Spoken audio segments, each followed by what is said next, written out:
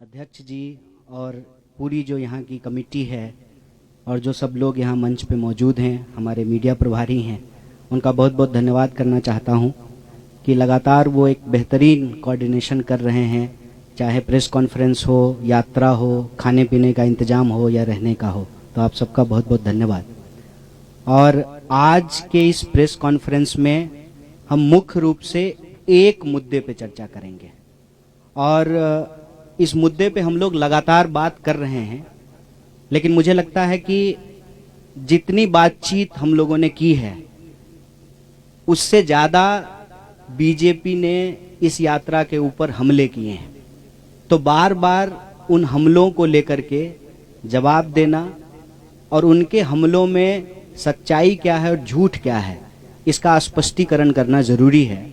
तो आज के प्रेस कॉन्फ्रेंस का मुख्य जो सवाल है, जो मुख्य मुद्दा है, वो है भारत जोड़ो यात्रा के ऊपर आरएसएस बीजेपी के द्वारा किया जाने वाला हमला।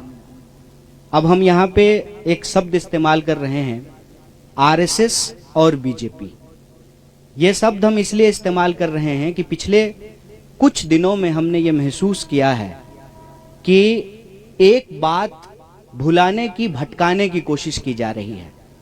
अक्सर आजकल चाय की दुकान पे, बसों में, ट्रेनों में, व्हाट्सएप ग्रुप पे एक चर्चा शुरू हुई है कि जब आरएसएस के लोग राहुल जी के ऊपर हमला नहीं कर रहे हैं तो राहुल जी बार बार आरएसएस का नाम क्यों ले रहे हैं।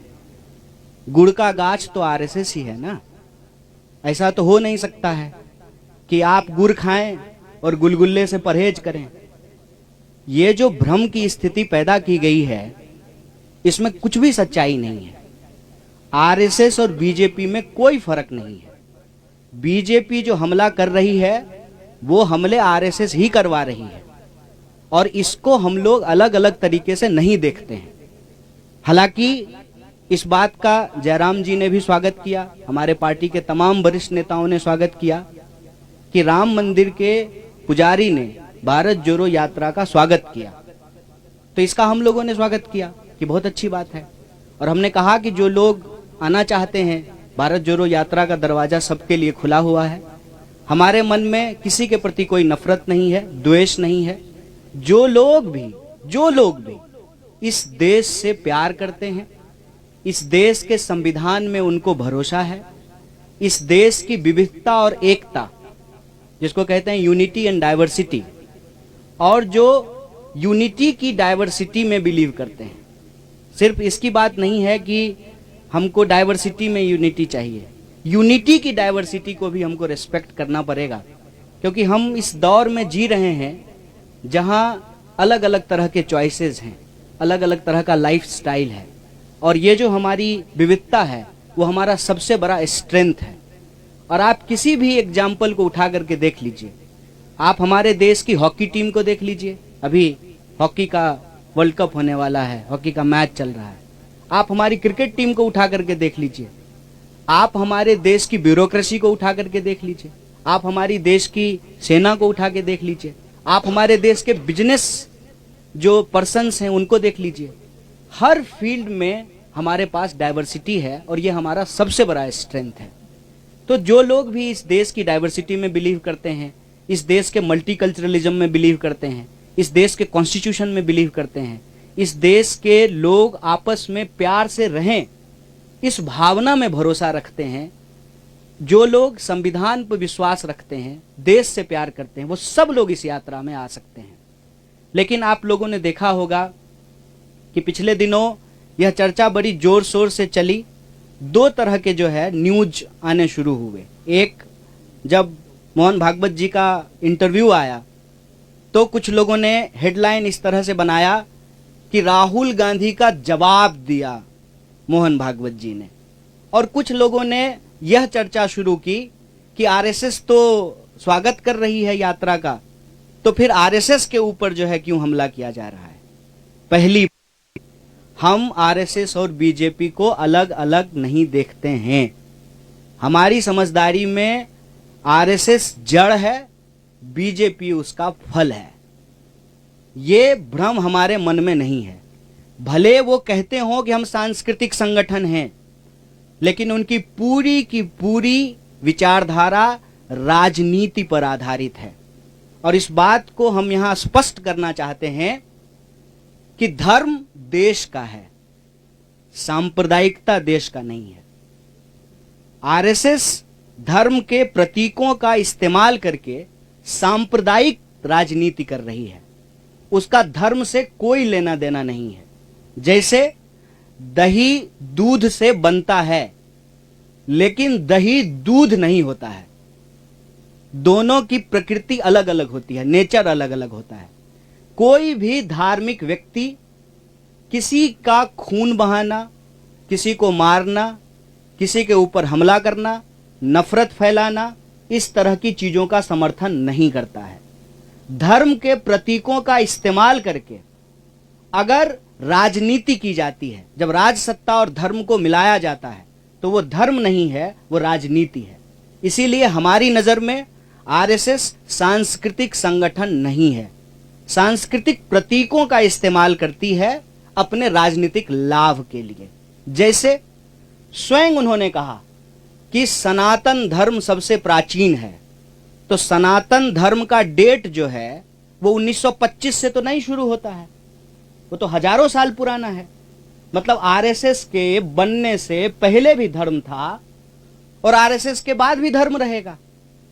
इसका मतलब आरएसएस का धर्म से कोई लेना देना नहीं है, बस वो धर्म के प्रतीकों का इस्तेमाल करते हैं कि उस धर्म में आस्था रखने वाले लोगों का जो राजनीतिक विचार है उसको प्रभावित किया जा सके। जैसे अगर किसी खास पहचान के आधार पर राजनीति होगी तो उस पहचान को रखने वाले जो लोग हैं उनका वोट लेना आसान हो जाएगा।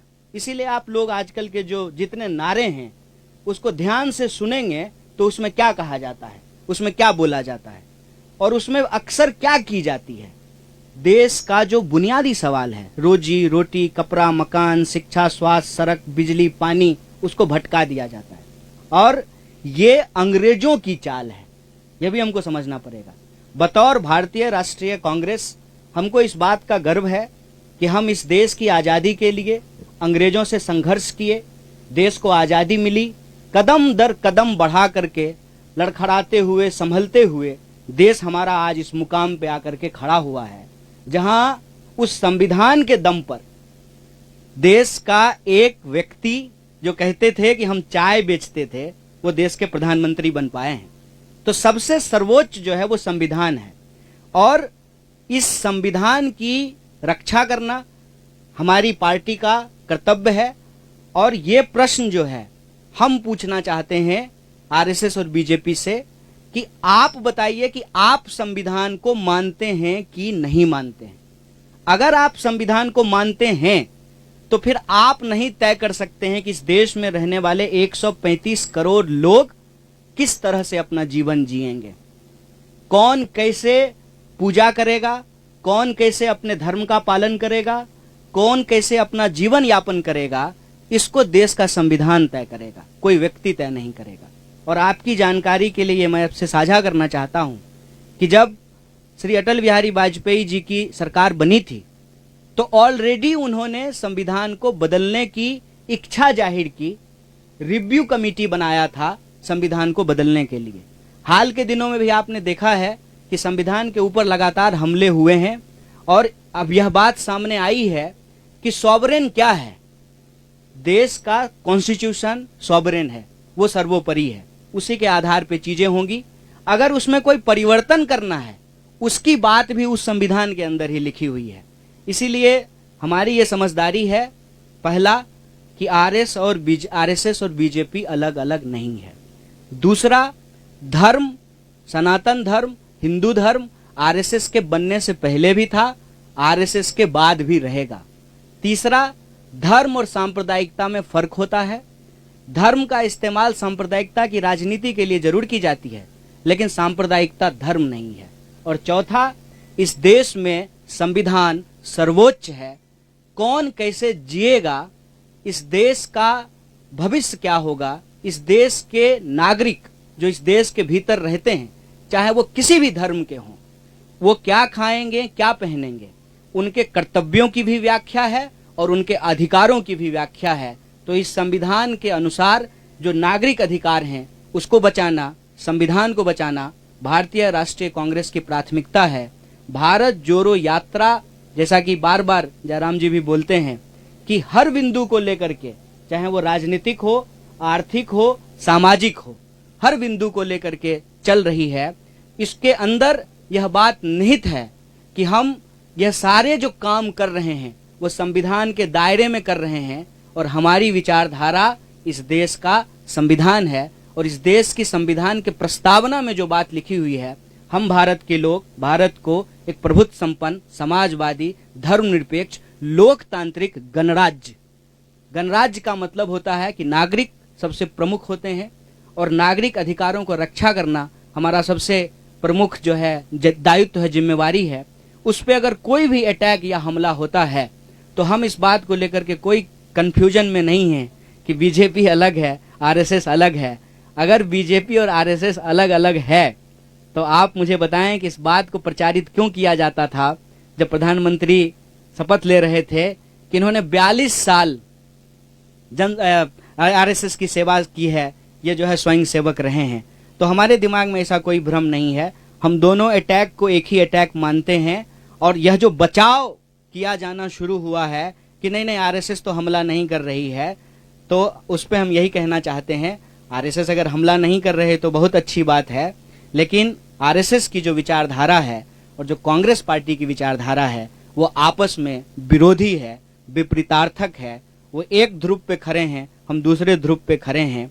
उनमें से आरएसएस के ही कुछ लोगों ने अगर यात्रा की स्वागत किया है तो हम उसका स्वागत करते हैं, लेकिन देश को लेकर के जो उनकी समझदारी है, लोगों को लेकर के जो उनकी समझदारी है, उस समझदारी में और संविधान के अंदर जो बातें लिखी हुई है देश के लिए, लोगों के लिए, उसमें जो है अंतर्विरोध है और हम संविधान के साथ खड़े हैं, संविधान के पक्ष में खड़े हैं। बहुत बहुत धन्यवाद, बहुत बहुत शुक्रिया।